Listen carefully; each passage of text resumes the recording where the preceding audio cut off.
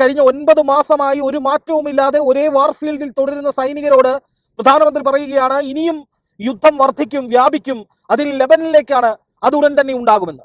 സ്വാഭാവികമായും സൈനിക മേധാവിമാർക്ക് ഇത് വലിയ ദുരന്തത്തിലേക്കുള്ള, അതായത് സൈനികരെ സംബന്ധിച്ച് വളരെ ബുദ്ധിമുട്ടുള്ള ഒരു സാഹചര്യത്തിലേക്ക് നീങ്ങുകയാണ് എന്ന് മനസ്സിലാകും.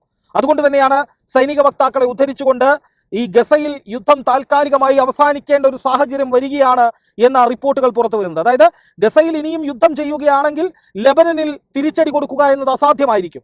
ഇനിയല്ല ലെബനനിലേക്ക് തിരിച്ചടി കൊടുക്കുന്നതിനാണ് പ്രാധാന്യം കൊടുക്കുന്നത് എങ്കിൽ ഗസയിൽ ഈ വിധത്തിൽ യുദ്ധം തുടർന്നു കൊണ്ടുപോകാൻ കഴിയുന്ന സാഹചര്യമല്ല ഉള്ളത്. എന്ന് മാത്രമല്ല, ഈ സൈനികർക്ക് ഒരു തരത്തിലുള്ള വിശ്രമവുമില്ല. അവർ തുടർച്ചയായി യുദ്ധം ചെയ്തുകൊണ്ടിരിക്കുകയാണ്.